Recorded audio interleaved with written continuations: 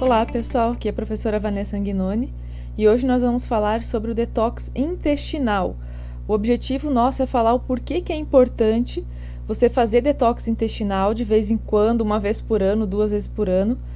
Vou mostrar aqui as funções do intestino e o que pode acontecer durante nossa vida e com os nossos hábitos alimentares, nossos hábitos de vida, que podem prejudicar então o intestino e consequentemente prejudicar todo o organismo, tá? Mais uma vez, como eu estou montando essa aula aqui para todas as pessoas, eu não vou ficar mostrando artigo científico, vou fazer um resumão, tá, daquilo que já existe comprovação científica de tudo que eu vou falar aqui, inclusive para montar o slide onde eu relaciono as doenças com o intestino. Eu tive que pegar vários materiais aí disponíveis para fazer aquele resumão para vocês entenderem a importância do intestino.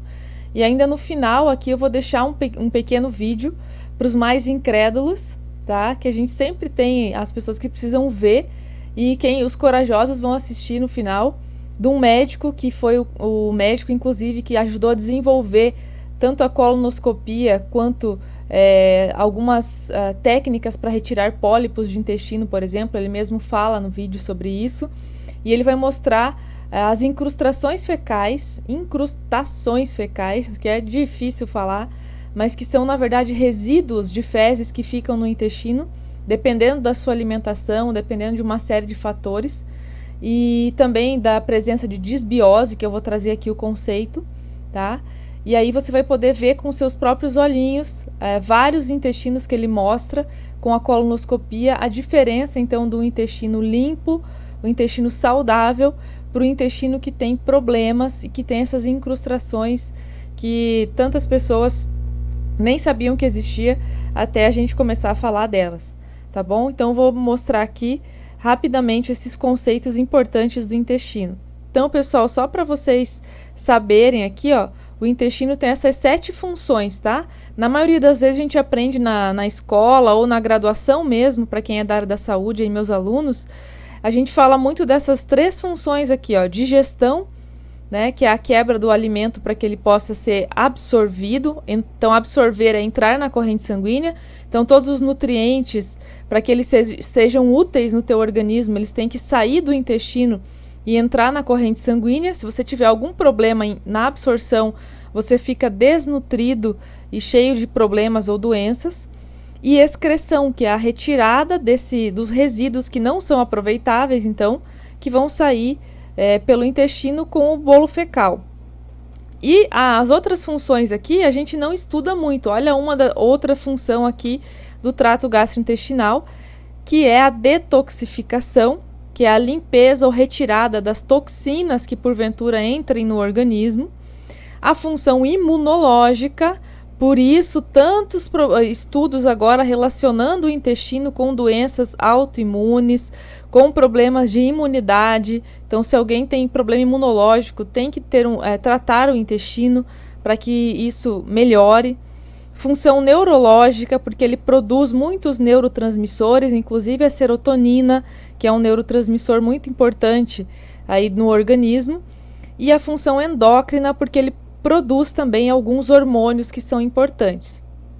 Como não é o caso hoje de a gente falar das funções do intestino, não é uma aula de fisiologia, tá? Eu só vou citar para você saber o porquê que você tem que cuidar do teu intestino, porque ele não é só um órgão para retirada dos resíduos. Se fosse também, já seria muito importante, né? Basta você deixar lixo acumular dentro da sua casa, você vai entender a importância do intestino funcionar bem para tirar o lixo que passa pelo nosso organismo, né? Então, só por isso já valeria a pena cuidar do intestino. Mas agora você sabe que ele tem 7 funções e que ele pode destruir a tua saúde se ele não for bem cuidado, tá? E a gente vai falar um pouquinho hoje dos problemas que podem acontecer no intestino que trazem doenças. E o primeiro não poderia deixar de ser as famosas incrustações fecais, que eu venho citando desde a aula do detox, que são, olha só, definição então, presença de resíduos de alimentos colados ou grudados nas paredes do intestino, formando crostas de fezes, tá? Então, sabe quando você tem barro assim, que fica espirra assim no teu carro, você passa por um lugar onde tinha barro, assim, fica aquele negócio duro, grudado, é isso que fica dentro do intestino quando ele não funciona bem, quando ele tem desbiose ou quando o teu trato gastrointestinal não está equilibrado, não está 100%. Tá? E principalmente como que eu faço para conseguir fazer essas incrustações que vão me trazer doença. Principal alimento que a gente consome que ajuda a fazer isso, porque tem o famoso glúten, que é uma proteína muitas vezes indigesta, né? Uma proteína elástica. Quem já fez pão sabe que o pão com trigo, ele é um pão grudento, né? Na hora que você está amassando a massa, muito por conta do glúten. Se você tira o glúten, por exemplo, faz um pão lá sem glúten, ele não tem a mesma maciez, né? Quem está na luta aí procurando alimentos sem glúten há muito tempo, como é o meu caso, sabe a diferença que tem as coisas que têm glúten, tá? Então, o principal alimento que pode provocar ou contribuir para a formação das incrustações, o trigo. Segunda coisa que você pode fazer para prejudicar o teu intestino e deixar ele com essas coisas, com esses resíduos. Não tomar água na quantidade adequada. Já falei que é 0,35 ml por quilo de peso. Claro que se você tiver em sobrepeso ou obesidade, você vai ter que tomar uma piscina inteira. Não, tô brincando. Então, você vai parar no 3 litros, tá? 3 a 4 litros distribuídos durante o dia já é uma coisa ainda saudável. O que a gente não pode fazer é tomar muita água numa vez só, vai espalhando isso pelo dia. Mas a desidratação é um problema. As pessoas não tomam água. Quando querem, substituem água por qualquer coisa doce, o que não é a mesma coisa. Ah, mas é só tomar bastante líquido. Lógico que você tomar bastante líquido vai contribuir e vai ajudar muito o teu organismo, mas a gente precisa de água pura.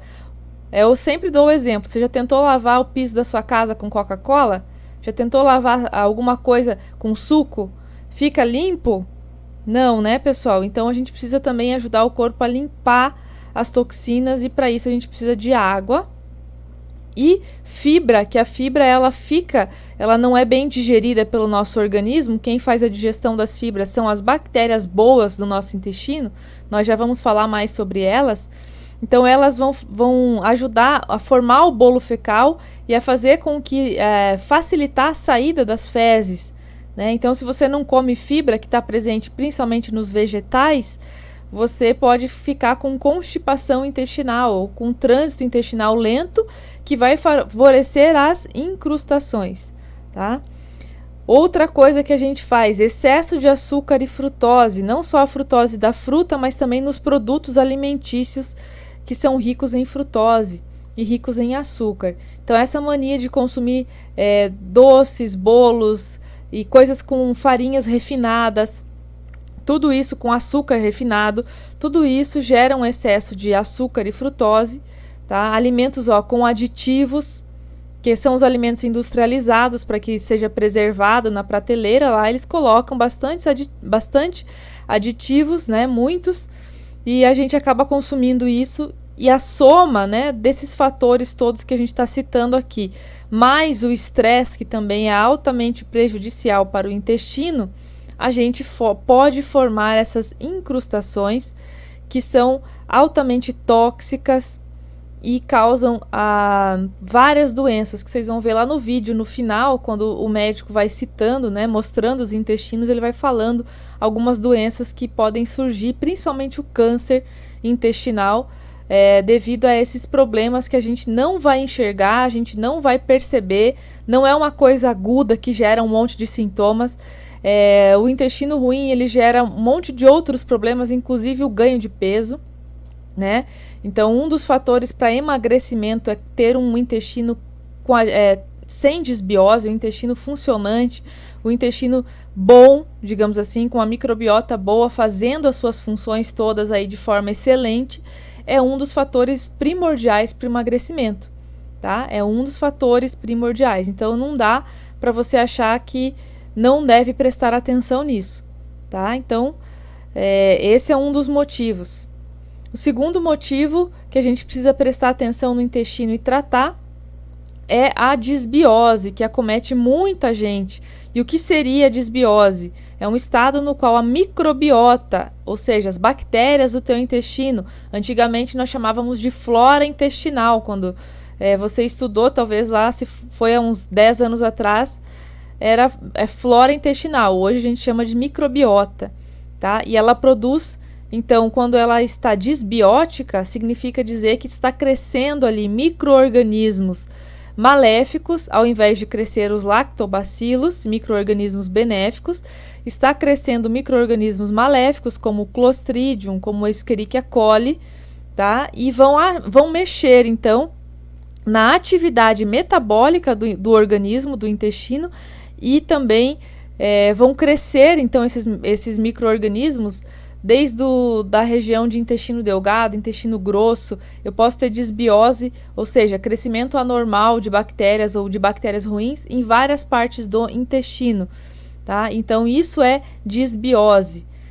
Toda pessoa que tem sobrepeso tem algum grau de disbiose, tá bom? Só a informação aí. Por quê?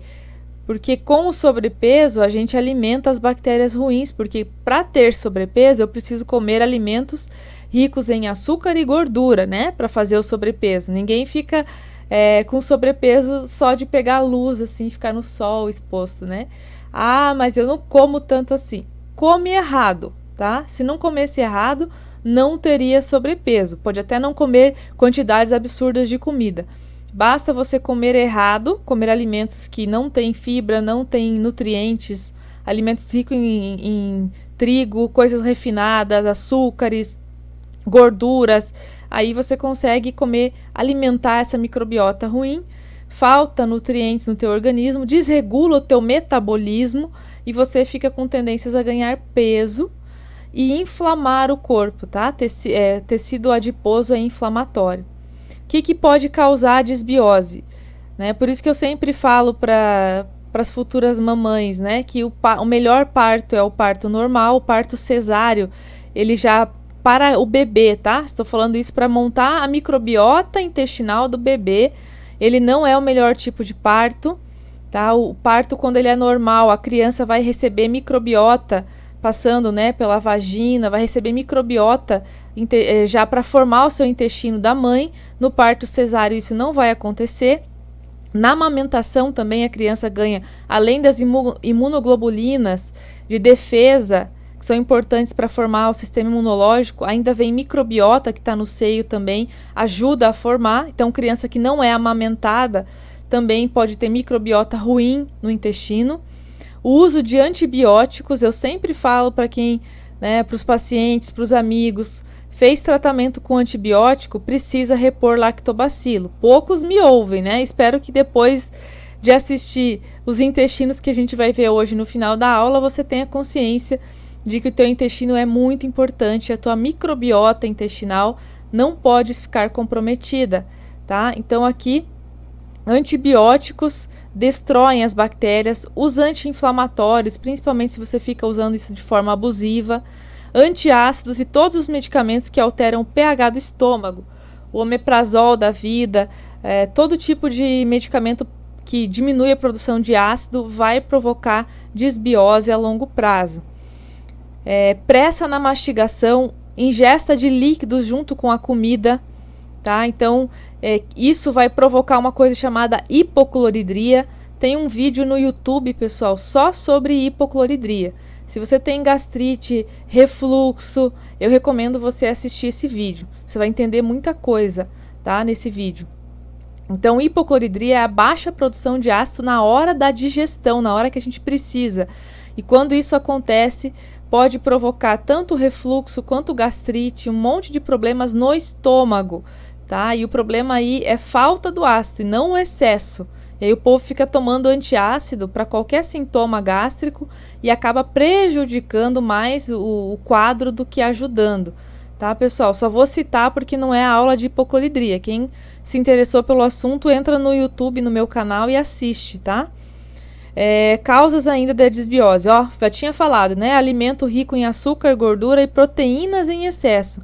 Pessoal do low carb, por favor, né? Ingerir fibras quando ingerir só proteínas E é uma estratégia de emagrecimento excelente e de manter uma alimentação low carb com alto grau de proteína, desde que você mantenha fibra junto, ou seja, consumo de vegetais, vai ser excelente para o emagrecimento, para a produção muscular do organismo, para quem quer definir aí musculatura, né? E para quem quer manter peso e manter força. Então é uma excelente ideia consumir muita proteína, desde que ela venha acompanhada por fibra, senão a gente pode provocar desbiose, tá? E aqui a última coisa, refinamento e carência de fibras, as nossas causas da desbiose, tá? Aqui eu prometi que eu ia mostrar para vocês todas as doenças que o intestino mal cuidado, um intestino desbiótico, com bactérias ruins crescendo ali, pode provocar. Querem mais ou tá bom, isso aqui tá suficiente de problemas, tá? Então olha aqui, reto aqui, só no intestino, olha quanta doença que está relacionada com a desbiose, né? E por que eu tô colocando aqui má alimentação, alergias, intolerâncias? Porque a gente tem a seguinte questão: como que você provoca a desbiose? Toda aquela alimentação ruim que você come gera então a desbiose, e tem outra coisa que gera desbiose, que é alergias alimentares, que a gente vai falar mais para baixo. Ou seja, você consumir alimentos que não são para você, que especificamente para você fazem mal, para outra pessoa que está do teu lado não fazem mal, mas para você aquilo ali provoca reação alérgica ou má digestão. Então olha só, tanto a hipocloridria que eu já comentei, hiperpermeabilidade intestinal, que é uma consequência da desbiose, tá? Depois eu falo mais um pouquinho. Várias doenças aqui, ó, esteatose hepática, tá vendo aqui a gordura no fígado? Tem relação com má alimentação e desbiose, tá? Diverticulite, pólipos, obstrução intestinal, retocolite ulcerativa, síndrome do intestino irritável, doença de Crohn, câncer intestinal. Outros órgãos que são afetados por desbiose, por problemas intestinais. Na pele, urticárias, aquelas coceiras, alergias sem explicação, o problema está lá no teu intestino. Angioedema, dermatite atópica, muita criança com isso, por má alimentação, produto químico industrializado, criança que não gosta de comer verdura, só come porcaria, bolachinha e salgadinho, tá? Fica com dermatite atópica. Eczema, coceiras e erupções. Aí falando de ansiedade, sistema nervoso central, síndrome do pânico, depressão, esclerose múltipla, ataxia, comportamento neurótico e obsessivo, tudo com relação aqui ao intestino. Efeitos no sistema respiratório, asma, pólipos nasais, rinite, sinusite, otite. Pessoal, sinusite de repetição, hein? Principalmente o leite, intolerâncias ou alergias ao leite que as pessoas insistem em continuar tomando, tá? Otite, tosse, rouquidão, secreção na garganta, congestão nasal e cefaleia sinusal. Doenças autoimunes, lúpus, esclerose múltipla, artrite reumatoide, diabetes do tipo 1. Outras doenças relacionadas ao intestino, Parkinson, Alzheimer, fibromialgia. Tem outras doenças, pessoal, artrite reumatoide. Tem uma série de doenças relacionadas ao intestino, tá? Espero que vocês tenham ganhado alguns motivos importantes para cuidar do intestino, tá? Então, aí, tudo que eu coloquei nesse slide já tem estudos, tá? Relacionando desbiose com essas doenças. Vamos para frente.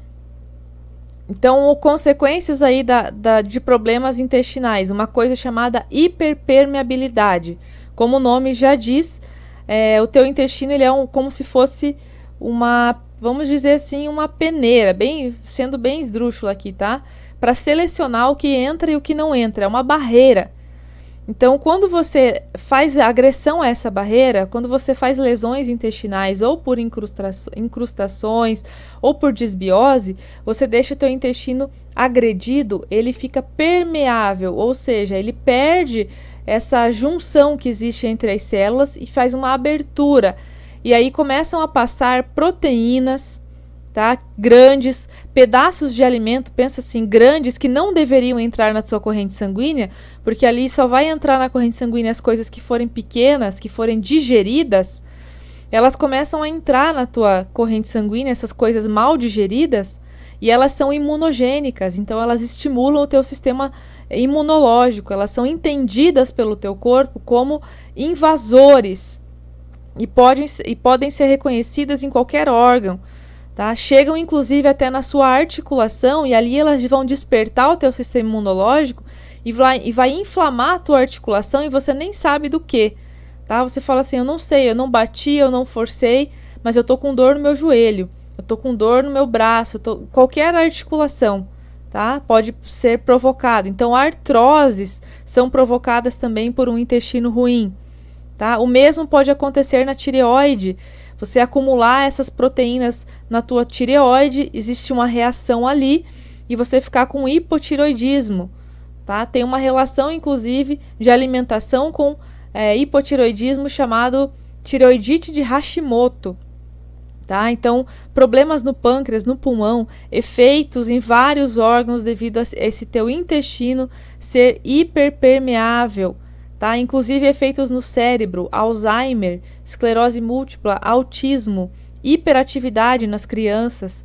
Então, as partículas estranhas induzem a produção de interleucinas inflamatórias que penetram no cérebro. Tá? É um bom motivo para cuidar do intestino? Evitar todos os problemas que são consequências do intestino hiperpermeável, tá?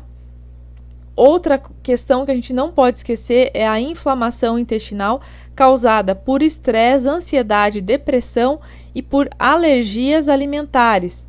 Pessoal, alergia é quando o corpo reage a alguma partícula do alimento que entrou no teu organismo imunologicamente. Intolerância é quando você não digere bem aquele alimento, você não tem enzimas ativas o suficiente. Então, um exemplo de intolerância à lactose. Um exemplo de alergia às proteínas do leite. Então, nem todo mundo que consome leite e tem problemas tem intolerância à lactose. Então, não adianta, se você tiver alergia às proteínas do leite, por exemplo, a caseína, não adianta você ficar tomando leitinho sem lactose.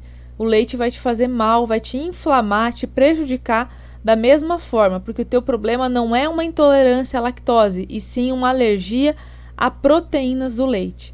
Tá bom? Então tem essa diferença. Vamos seguir que a aula não é de alergias, né? Então, ó, vou fechar aqui a minha parte.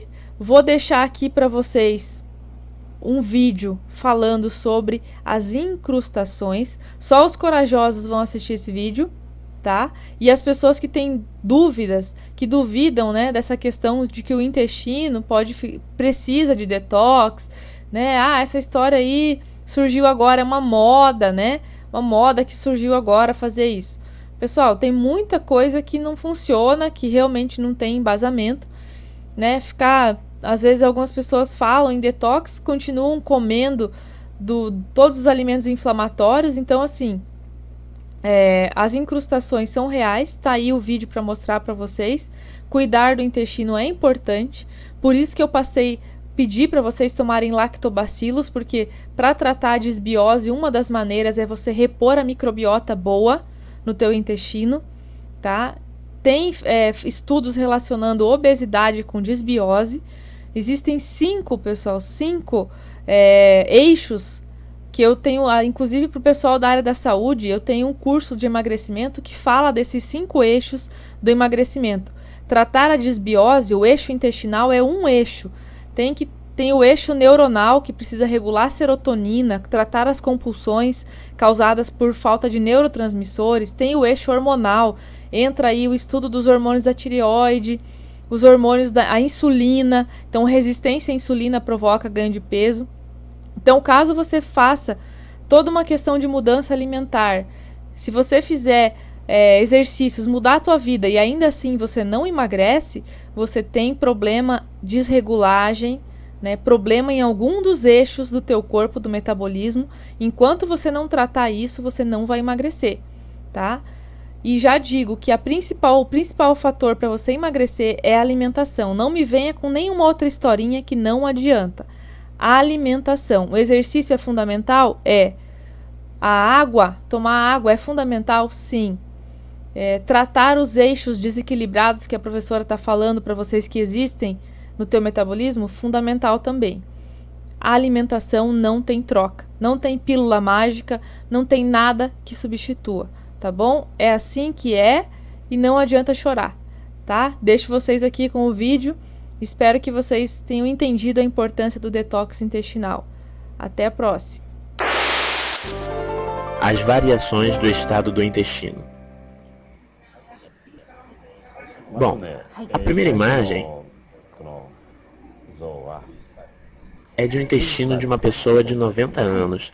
Apesar dos 90 anos, o intestino mostra-se flexível, tem coloração e não apresenta muitas pregas. E não parece endurecido. Tem um aspecto extremamente bom. Ao introduzir o ar através do endoscópio, a cavidade interna abre-se suavemente. Agora observe esta pessoa. Parece um queijo suíço. Viu que tem várias bolsas? As saliências são preenchidas com fezes. Algumas pessoas permanecem assim por 1 ou 2 meses, sem tomarem nenhuma providência. Quando isso acontece, começam a proliferar muitas bactérias, causando febres e fazendo surgir inflamações, do tipo diverticulite ou apendicites, e geram a necessidade de uma cirurgia. No caso desta pessoa, percebe-se que está muito mal. É um intestino escuro, com fezes bem engrudadas. Realmente é um intestino que está muito mal. Nossa, é assustador, não? Essa pessoa é muito jovem, tem um rosto lindo, mas seu intestino está sujo. Essa pessoa também é uma jovem de 34 anos. Essa pessoa também é muito bonita, mas realmente as fezes estão bem grudadas no intestino. Essa pessoa com apenas 34 anos já apresenta câncer no colo do útero e tem pólipos. Pessoas com essa configuração intestinal têm facilidade para contrair o câncer. Essa pessoa também é muito bonita. Quem quiser casar-se com ela, sugiro que a traga e faça um exame comigo. Quem quiser, claro. É realmente um intestino sujo. É realmente difícil observar o interior do próprio intestino, não? De modo geral, há diversos sintomas, como por exemplo o acúmulo de gases, que dá a sensação de inchaço no estômago. Se uma pessoa solta gases fedidos, é sinal que o intestino está muito ruim. É claro que as fezes, pelo menos a cada 24 horas, devem ser eliminadas. Isso que estamos vendo é um pólipo. É esta parte estufada? Com apenas 30 anos, já se podem formar pólipos. Os mesmos podem se transformar em câncer. Alguns em apenas 2 ou 3 anos se tornam cancerígenos. Portanto, na faixa etária dos 30, já há muitos casos de câncer no intestino. Dá medo, não é? Realmente, o que se come e o consumo da água de boa qualidade são muito importantes. Bom, o pólipo estava sendo cortado, né? O próximo pólipo tem a metade do lado esquerdo transformado em câncer. O lado direito ainda é benigno. A impressão que se tem é que não há câncer. E está bonito, não está? Mas o lado esquerdo tem muitas saliências e mostra que realmente tem problemas. Quando surge o câncer, este invade a parte direita, tornando-a cancerígena também. Isso também é câncer? Não é nojento? Este câncer é enorme. Mas mesmo um câncer como este, se operado, tem 70% de probabilidade de cura. Veja ao redor, há um grande acúmulo de fezes. Pessoas assim são as que têm prisão de ventre crônica e ainda mesmo tomando laxante não conseguem limpar o intestino. Este está muito, parece irritado, está inflamado. É um caso de inflamação do intestino, do tipo úlcera crônica. Neste tipo de inflamação, podemos observar que há muita sujeira e não há um bom fluxo das fezes. Se estas pessoas cortarem o consumo de leite bovino e outros laticínios e consumirem alimentos naturais, haverá uma grande melhora. Este pólipo mede cerca de 2 centímetros. Pólipos surgem facilmente em pessoas com o intestino sujo. Surgem também os radicais livres e, é claro, diversas toxinas criadas dentro do intestino. Nossa. Assim, acredito que genes e DNA acabam sendo afetados. Eu desenvolvi há 32 ou 33 anos uma técnica para extrair pólipos. As paredes do intestino com 3 ou 4 milímetros são extremamente finas, então, se errarmos um pouquinho, acabamos furando a parede do intestino. Por isso não significa que seja um método totalmente seguro, mas no meu caso, já extraí pólipos de cerca de 500 mil pessoas e nunca perfurei a parede intestinal. Se eliminar os pólipos desse modo, os pacientes ficam muito felizes. Quais doenças podem surgir quando o ambiente interno do intestino não está em bom estado? Quando o ambiente do intestino não está em bom estado, quais são as doenças que podem surgir? Pois bem, como foi mostrado há pouco, se no interior do intestino há acúmulo de fezes, inúmeros componentes químicos e cancerígenos começam a surgir. Se o ambiente interno do intestino se tornar desfavorável, surgem o pólipo e o câncer. Esses elementos são absorvidos pelo sangue e circulam pelo organismo. Neste estágio, há possibilidade de se contrair câncer de mama ou próstata. Nos Estados Unidos, as pessoas que tiveram câncer de mama fazem exames do intestino grosso e quem teve câncer do intestino grosso fazem exames de câncer de mama ou próstata. Elas têm facilidades para a doença. Por isso se recomenda um bom processo preventivo. É surpreendente, mas há uma relação, não é? Pessoas que consomem muita carne e laticínios têm tendência a essas doenças. Tudo está relacionado. Enfim, se as pessoas não consumirem cereais, arroz integral, verduras, frutas e algas marinhas em abundância, estarão expostas a essas doenças. Assim temos câncer pulmonar, doenças cardiovasculares, arteriosclerose e pressão alta. Se consumirmos bebida que não devemos, podemos ter diabetes. Temos ainda a gota. Este problema também é causado pelo mau funcionamento dos rins. As toxinas que se formam no intestino são absorvidas pelo sangue e chegam no fígado. O fígado precisa quebrar esses componentes e começa a trabalhar intensamente. Tamanho esforço resulta no enfraquecimento do fígado. Pessoas que consomem muitos derivados de leite costumam ter reações alérgicas. Creio que a dermatite também é um tipo de alergia. A dermatite no intestino pode provocar inflamação intestinal e outras doenças. É claro que também eczemas e reumatismos podem surgir agregados a essas doenças. Assim, todas as doenças surgem pelo consumo excessivo de proteínas animais. E o intestino fica muito sujo. Quando o ambiente do intestino fica ruim, a maioria das doenças podem surgir. Tem razão. Além do câncer e pólipos, há uma relação entre as doenças.